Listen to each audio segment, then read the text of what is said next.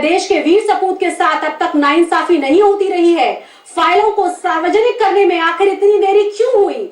क्या अति संवेदनशील फाइलों को सार्वजनिक किया जाएगा? सवाल ये भी है, क्या भगत सिंह और नेताजी के साथ अपनों ने धोखा किया? ये बहुत बड़ा सवाल। हमारे तमाम मेहमान जुड़ गए हैं। हमारे साथ योगेश मिश्रा जो कि सोशल वर्कर हैं, जाने माने वकील हैं, वो भी जुड़े हैं। कर्नल एबी सिंह बहुत खास मेहमान है हमारे, 99 साल के हो चुके हैं, बहुत करीब से इन्होंने सुभाष चंद्र बोस को देखा है, वो भी हमारे साथ होंगे, उनके बेटे भी हमारे साथ होंगे।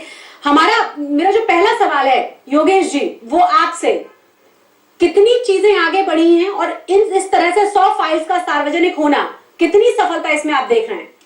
देखिए, मैं सबसे पहले तो कर्नल एबी सिंह जी को प्रणाम करता हूं, क्योंकि मैं इनके साथ इराक और इम्फाल की यात्रा में रहा हूं, जिसमें हमारे इनके बीच में बहुत से गोपनीय विषयों पर नेताजी सुभाष चंद्र बोस को लेकर के जानकारियों का आदान प्रदान भी हुआ था।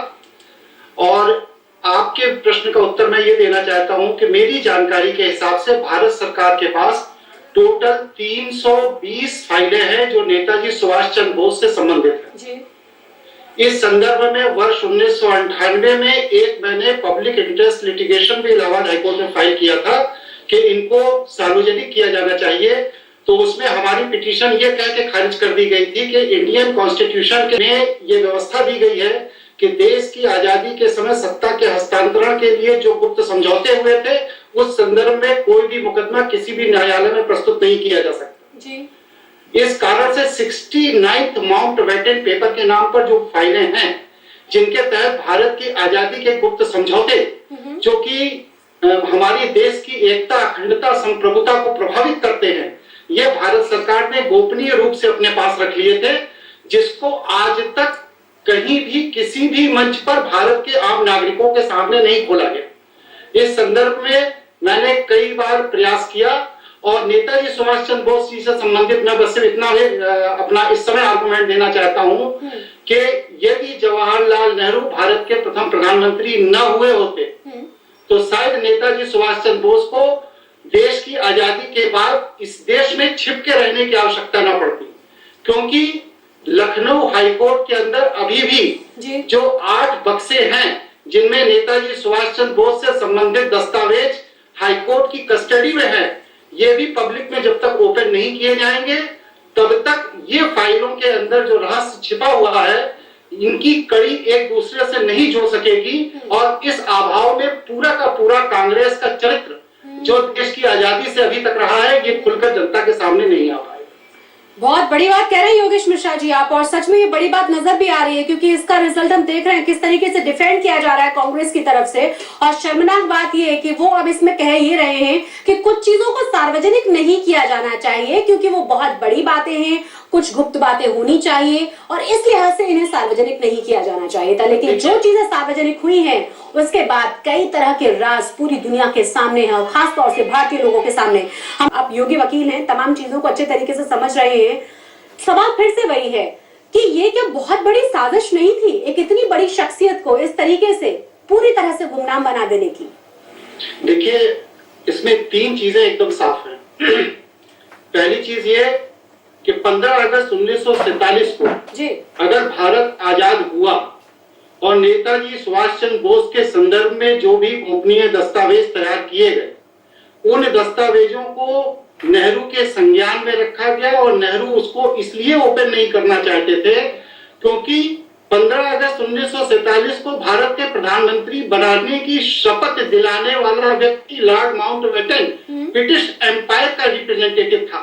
मतलब नेताजी सुभाष चंद्र बोस को के साक्ष्यों को दबाने के लिए लॉर्ड माउंटबेटन ने भारत के प्रधानमंत्री के रूप में जवाहरलाल नेहरू को शपथ दिलवाई थी, जिससे कि ब्रिटिश एम्पायर के लोग ये जानते थे कि अगर नेताजी सुभाष चंद्र बोस भारत के अंदर बतौर प्रधानमंत्री या बतौर राजनीतिक व्यक्ति उभर कर आ गए तो फिर भारत का दोहन, जो भारत को उपनिवेशिक दर्जे की आजादी दे करके सैकड़ों ये एम्पायर नहीं कर पाएगी।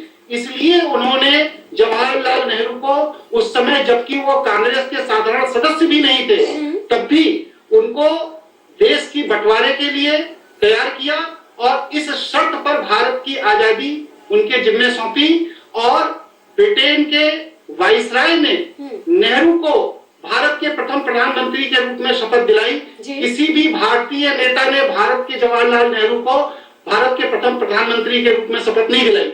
इसका मतलब यह है कि देश की आजादी के बाद भी नेहरू अगर भारत के प्रथम प्रधानमंत्री बने तब भी वो ब्रिटिश एम्पायर के इशारे पर ही भारत की सत्ता चला रहे थे। पहली चीज।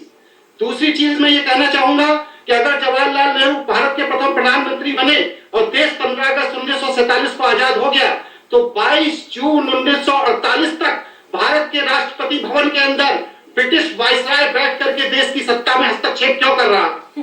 क्यों भारतीय सेनाओं के दल बदल, यहाँ के जजों के अपॉइंटमेंट, यहाँ के मेंबर ऑफ पार्लियामेंट्स के अपॉइंटमेंट, यहाँ के मंत्रियों के शक्तियों के आदान प्रदान, ये सब ब्रिटेन का वायसराय 22 जून 1948 तक किस अधिकार से कर रहा था अगर देश 15 अगस्त 1947 को आजाद हो? तीसरी चीज, भारत के संविधान, आपने इतनी तमाम चीजें लोगों के सामने रख दी हैं कि इसके बारे में कांग्रेस जवाब देते देते थक जाएगी। अनुज आत्रे, एक आखिरी जी कि अगर भारत आजाद है आज की डेट में भी तो भारत के संविधान के अनुसूची 3 के तहत ये व्यवस्था क्यों की गई है कि जो भी मंत्री, जो भी सांसद, जो भी विधायक, जो भी जजेस जो भी हैं वो ब्रिटिश गवर्नमेंट द्वारा स्थापित भारत के संविधान के प्रति वफादारी की कसम खाते हैं। कोई भी आदमी भारत इस राष्ट्र के प्रति वफादारी की कसम क्यों नहीं खाता? क्योंकि हमारे कॉन्स्टिट्यूशन में लिखा हुआ है this constitution is established by law. कहा जा रहा है कि कुछ और बहुत सेंसिटिव, अति संवेदनशील फाइल्स हैं जो 25-25 करके हर महीने खोली जाएंगी। क्या उनका खुल पाना उतना आसान होगा जिस तरीके से आज 100 फाइल्स को पब्लिक प्लेटफॉर्म पर रख दिया गया? देखिए, ये देश का सौभाग्य है कि इस समय एक बड़े ही मजबूत व्यक्तित्व का प्रधानमंत्री इस राष्ट्र को मिला है। और मैं माननीय मोदी जी को प्रणाम करते हुए भारत के नागरिक के तौर पर उनसे ये अपील करता हूं कि किसी भी तरह की कोई भी परेशानी का सामना करना पड़े, लेकिन भारत के आम नागरिकों को भारत के सही इतिहास की जानकारी के लिए इन फाइलों का खोला जाना अति आवश्यक है। मैं भारत के आम नागरिकों की ओर से यह अपील करता हूं कि इसके लिए किसी भी स्तर की कोई कुर्बानी देनी पड़े, देश विदेश के संबंधों की चिंता किए बिना उन्हें भारत के नागरिकों के समक्ष वे सारे दस्तावेज ओपन करने चाहिए जिसके द्वारा यह पता चल सके कि तत्कालीन सत्ता में बैठे हुए लोगों ने सत्ता की लोलुपता में सत्ता की प्राप्ति के लिए भारत के आम नागरिकों के अधिकारों की किस तरह सौदेबाजी की थी।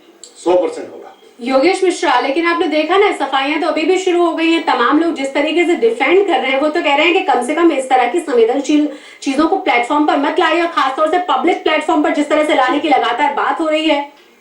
देखिए, ऐसा है कि कांग्रेस पार्टी की स्थापना ही व्यूम द्वारा इसलिए की गई थी कि ब्रिटिश सोच के लोगों को एक प्लेटफॉर्म पर लाकर खड़ा किया जाए और भारतीय लोगों के माध्यम से ब्रिटिशर्स हिंदुस्तानियों का शोषण करें।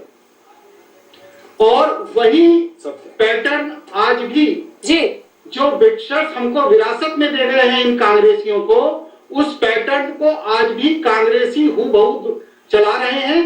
उनको ना देश से मतलब है, ना देश के नागरिकों से मतलब है, ना नागरिकों के अधिकारों से मतलब है। उनको मतलब बस सिर्फ अपनी विलासिता से है। उनकी विलासिता पूरी होती रहनी चाहिए, चाहे भारत का आम किसान फांसी लगाकर मर जाए, चाहे स्टूडेंट फांसी लगाकर मर जाए, चाहे मेहनती मजदूर फांसी लगाकर मर जाए। सोशल वर्कर की हैसियत के से बोल रहे हैं या भारतीय जनता पार्टी के प्रवक्ता के नाते बोल रहे हैं? थोड़ा सा ये अपने आप को क्लैरिफाई कर दीजिए आप मुझे। आम आदमियों का शोषण कैसे करते हैं?